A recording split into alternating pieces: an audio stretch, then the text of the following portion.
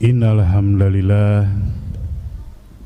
nahmaduhu wa nasta'inuhu wa nastaghfiruh wa na'udzu billahi min syururi anfusina wa min sayyiati a'malina. May yahdihillahu fala mudhillalah wa may yudlilhu fala hadiyalah. Asyhadu an la ilaha illallah wahdahu la syarikalah wa asyhadu anna Muhammadan abduhu wa rasuluh. Amma ba'd. Para hadirin ikhwatu iman rahimakumullah. Alhamdulillah sampai saat ini kita masih diberi kesempatan, diberi kesehatan, kekuatan, kemampuan dan kemauan oleh Allah Subhanahu wa Ta'ala.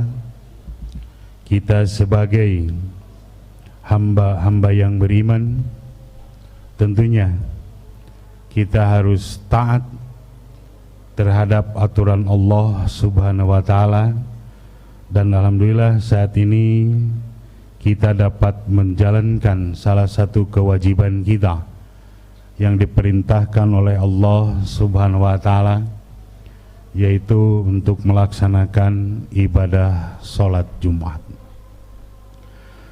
Para hadirin ikhwatu iman rahimakumullah, jika melihat kepada sejarah bagaimana perhatian Nabi Ibrahim alaihissalam terhadap ibadah sholat, di dalam beberapa ayat Al-Quran Allah Subhanahu wa Ta'ala mengungkapkan betapa kuatnya perhatian Nabi Ibrahim terhadap ibadah sholat, sampai dituangkan di dalam bentuk doa.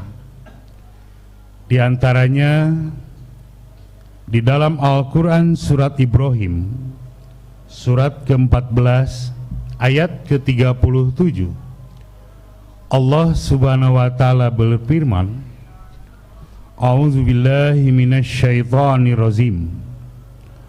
Rabbana inni askantu min dzurriyyati biwadin ghairi dzil zar'in indal baitikal muharram.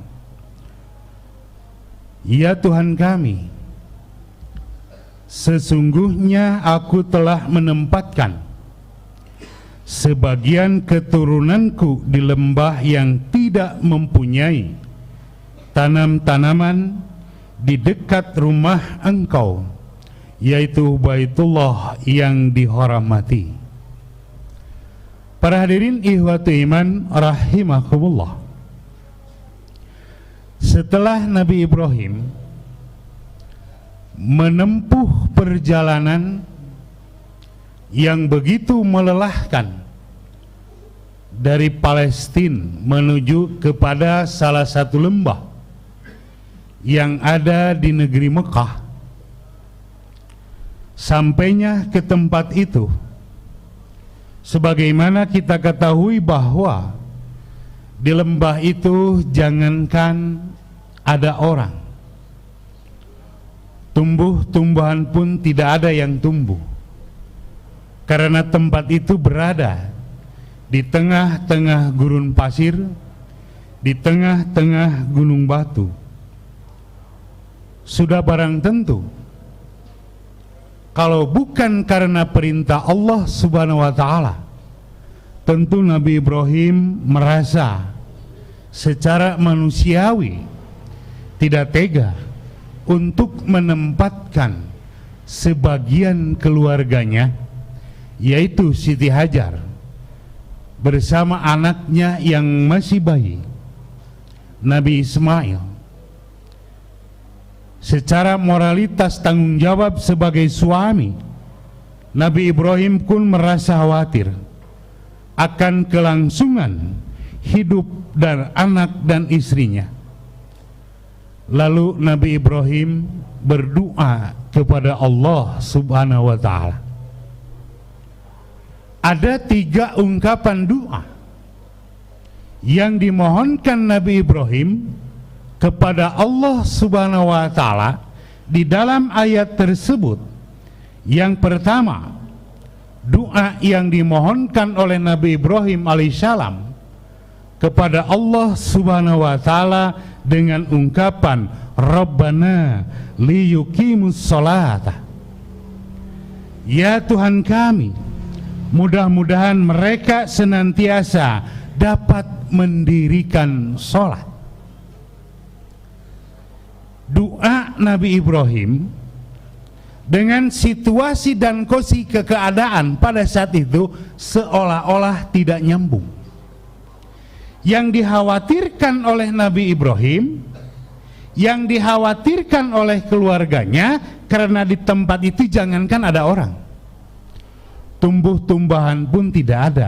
Jelasnya sumber kehidupan itu tidak ada. Tapi kenapa Nabi Ibrahim berdoa kepada Allah dengan ungkapan doa yang pertama, Rabbana liyuqimus sholata? Ternyata antara akal dan pikiran dan kebutuhan seolah-olah doa ini tidak nyambung. Nabi Ibrahim mengungkapkan, ya Tuhan kami, mudah-mudahan mereka senantiasa dapat mendirikan sholat. Para hadirin ikhwatu iman rahimakumullah. Tetapi ternyata doa Nabi Ibrahim memohon agar keluarganya tetap dapat mendirikan sholat. Rahasianya kenapa? Karena dengan ibadah sholat adalah upaya untuk mendekatkan diri kepada Allah Subhanahu wa ta'ala. Apapun kesulitannya, apapun susahnya, bagi Allah sangat mudah untuk merubah. Bagi Allah begitu gampang untuk merubah. Para hadirin ikhwatu iman rahimakumullah, kenapa ibadah sholat yang ditekankan di sini oleh Nabi Ibrahim alaihissalam bagi keluarganya? Kadangkala kita diuji oleh Allah dengan sebuah kesulitan, kesusahan. Kadangkala kita suka malas untuk beribadah kepada Allah Subhanahu wa ta'ala. Para hadirin ikhwatu iman rahimakumullah, apapun kesulitan dan penderitaan tentu saja bagi Allah itu sangat mudah untuk memberikan jalan keluarnya. Allah Maha Kuasa, Allah Maha Kaya untuk memberikan kemudahan kepada hamba-hambanya yang beriman, kepada hamba-hambanya yang bertakwa.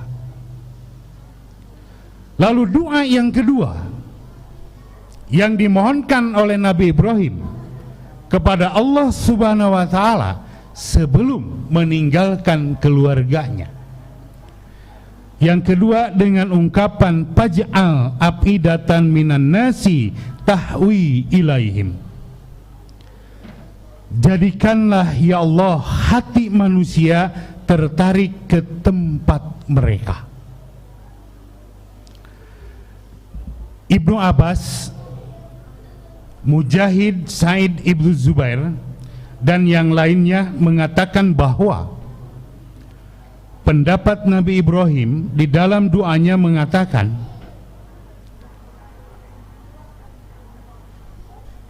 jika bukan didasari dengan keimanan dan ketakwaan kepada Allah Subhanahu wa ta'ala secara akal dan pikiran, Nabi Ibrahim tidak tega menempatkan istri dan anaknya di salah satu lembah itu yang tidak ada sumber kehidupan. Tanda-tanda tidak ada sumber kehidupan karena di situ tidak ada orang. Bahkan sebelum Nabi Ibrahim meninggalkan istri dan anaknya. Nabi Ibrahim ditanya oleh sang istri, "Wahai suamiku, apakah kamu tega meninggalkan aku dan anak yang masih bayi di tempat yang mana tempat ini tidak ada sumber kehidupan?" Siti Hajar sampai beberapa kali bertanya kepada Nabi Ibrahim tidak menjawab. Tetapi ketika pertanyaan yang terakhir, kata Siti Hajar kepada Nabi Ibrahim, "Wahai suamiku, apakah ini perintah Allah?" Ya, ini adalah perintah Allah.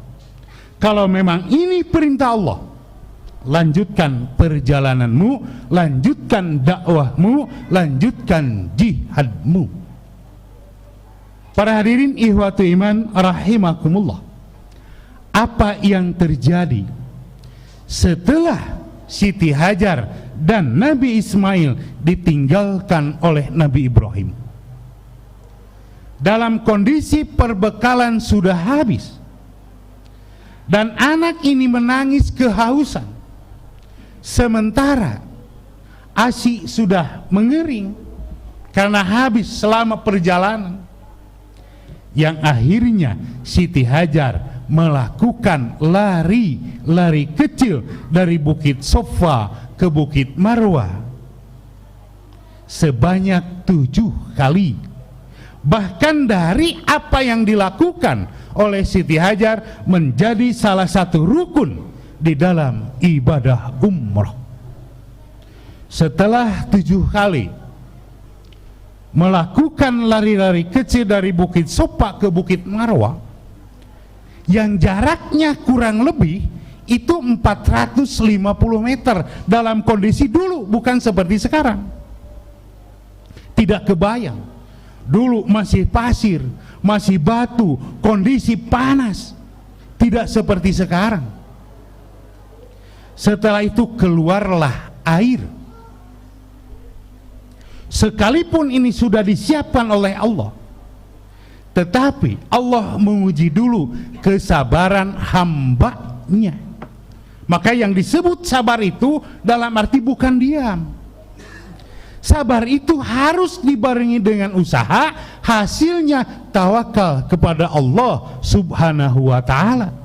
Maka buah dari ketakwaan, buah dari keimanan, buah dari kesabaran Siti Hajar dan anaknya, yang akhirnya Allah mengeluarkan air untuk Siti Hajar dan anaknya. Setelah ada air yang terkenal sampai sekarang yang disebut dengan air Zam-Zam, sehingga burung-burung pun berdatangan, maka Siti Hajar tidak susah untuk mencari sumber kehidupan, untuk mencari makan, tinggal melempar burung. Kebiasaan orang Arab, apabila di suatu tempat banyak burung datang ke sana, mereka sudah tahu pasti ada sumber kehidupan. Ternyata betul. Ketika banyak orang yang datang ke sana, ternyata ada air yang mana pada saat itu air sangat dibutuhkan sebagai sumber kehidupan yang utama. Yang akhirnya banyak orang yang berbondong-bondong datang ke sana. Ada yang membeli, menukar dengan segala macamnya, yang akhirnya Siti Hajar pun tidak susah untuk mencari makanan setiap hari. Para hadirin ikhwatu iman rahimakumullah, dari usaha Siti Hajar dibarengi dengan doa sang suami yang soleh, sampai detik ini itu sumber air masih tetap ada. Bahkan tidak menutup kemungkinan di antara kita, walaupun belum menginjakkan kaki ke sana, mungkin sudah ada yang merasakan bagaimana segarnya meminum air Zam-Zam tersebut. Para hadirin ikhwatu iman rahimakumullah, dan siapa orangnya yang tidak ingin menginjakkan ke tempat di sana? baik melalui ibadah haji maupun ibadah umroh. Berbeda kondisi dulu dengan sekarang. Maka inilah salah satu doa Nabi Ibrahim dikabulkan oleh Allah, faj'al afidatan minan nasi tahwi ilaihim. Jadikanlah ya Allah hati manusia tertarik ke tempat itu. Berapa juta orang tahun sekarang mengantri untuk melaksanakan ibadah haji dan akan menginjakkan di tanah haram tersebut. Barakallahu li wa lakum.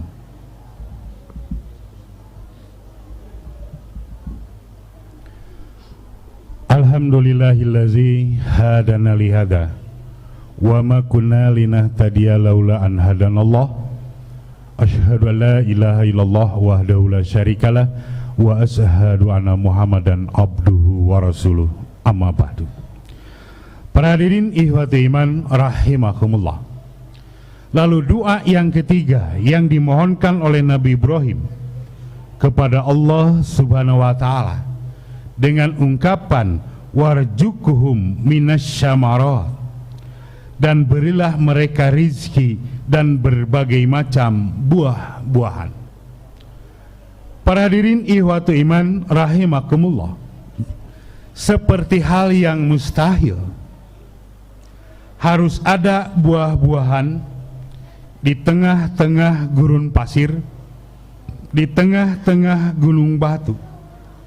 Tapi ternyata doa Nabi Ibrahim dikabulkan sampai sekarang. Berbagai macam buah-buahan ada dan cukup melimpah, cukup banyak. Walaupun di sana itu tidak akan tumbuh yang namanya pohon jeruk, pohon-pohon buah-buahan yang lain selain daripada pohon kurma. Tapi ternyata buah apapun jenisnya, bahkan yang berkelas, ada di sana. Inilah salah satu kekuasaan Allah untuk memberikan rizki, untuk memberikan kemudahan kepada hamba-hambanya. Pelajaran dari doa Nabi Ibrahim, dimanapun kita berada, dimanapun kita menempati tempat, yang pokok kita yakin bahwa rizki itu adalah Allah yang mengatur, bukan kita.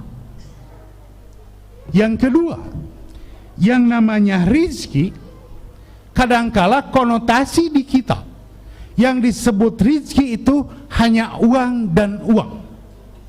Padahal yang namanya rizki bukan uang saja. Uang itu bagian dari rizki. Ketika kita bertemu dengan seorang sahabat, bertemu dengan seorang teman yang lama kita tidak bertemu, suatu saat dipertemukan, itu adalah merupakan suatu rizki dari Allah Subhanahu wa ta'ala. Maka dengan doa Nabi Ibrahim tersebut, begitu melimpah buah-buahan, makanan-makanan yang ada di negeri haram, yang ada di Mekah tersebut. Barangkali kita bisa bertanya kepada saudara-saudara kita yang sudah pernah melaksanakan ibadah haji, ibadah umroh, bagaimana situasi kondisi sekarang dibandingkan dengan zaman Nabi Ibrahim pertama kali menginjakkan di tanah tersebut. Jangankan di zaman Nabi Ibrahim, di zaman Rasulullah pun itu situasi dan kondisinya masih asli, berbeda dengan sekarang.